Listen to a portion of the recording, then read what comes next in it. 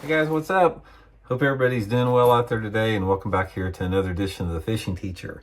Today we're going to continue our series on different bait categories, and we're going to talk about the deep diving crankbait.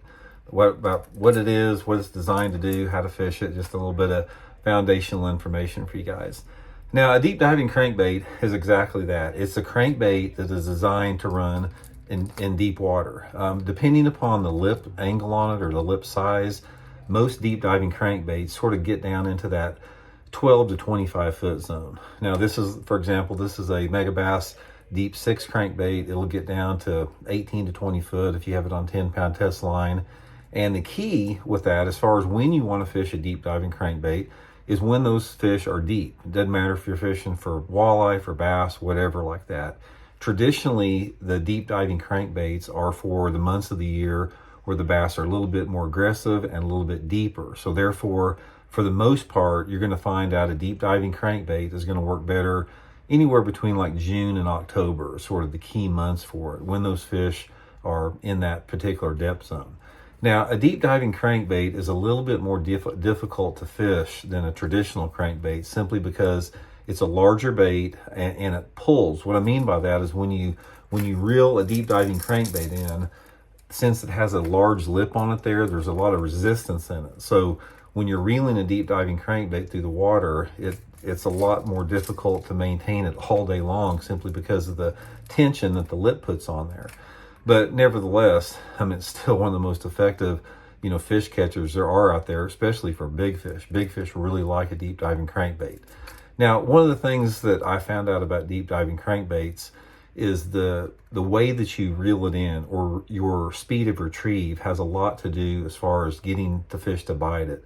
One of the things that I found out about a deep diving crankbait that'll help you out is to use a fairly fast stop and go retrieve. So what I'll do is I'll reel it pretty fast down to the bottom, and then I'll stop it and then start it up again, stop it, start it and stop it quite a bit at a fairly fast rate. Because what happens is, since a deep diving crankbait is a fairly large lure, it takes a pretty aggressive fish to hit it. And if you use that stop and go retrieve that's fairly fast, that can generate what's called a reaction strike, where the fish, we talked a little bit about before, where the fish, they don't have time to think about it. They can't study and analyze it. They have to react to it because it's moving fast. And that's one of the things that will help you get a lot of bites on a deep diving crankbait. Another thing is color selection is important. There's a lot of different color selections, and you need to let the water clarity and the sort of the sunlight conditions, the light intensity, determine the clarity. If you're fishing water that's fairly clear, like over 3.5 foot of visibility, you'll find out, some type of a shad pattern like this works good. But if you're in a little bit more off-colored water, like that 2 to 3 foot visibility, something with like a chartreuse or a pearl side is going to work better. But another thing you'll find out about deep diving crankbaits is they don't work very good in dirty water. So I don't hardly ever use one unless you've got at least 2 foot of visibility, because most of the time, if there's only 2 foot of visibility in the water you're fishing, those fish aren't very deep to begin with. So ideally, a deep diving crankbait to me is when you have a lake or whatever that has 2 to 5 foot of visibility. That's when these things will really shine quite a bit. Your line test is another thing on there. Obviously, like with any other lure, the heavier line that you use, the shallower the bait's going to run.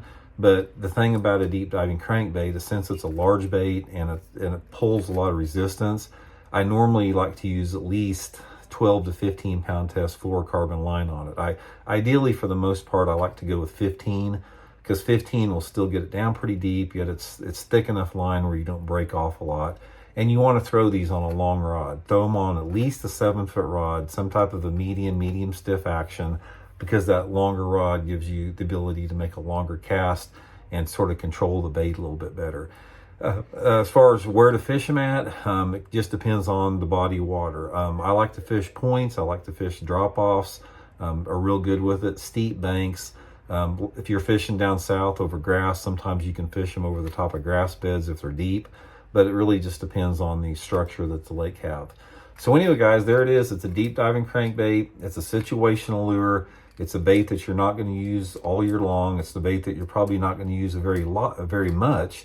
But at times, it can be a really good bait to catch some of the biggest fish in the lake. If I had 1 month I can suggest to try it in, that would be mid-June to mid-July. That's sort of the peak period when these things work pretty good. So hope you enjoyed it, and we'll see y'all later.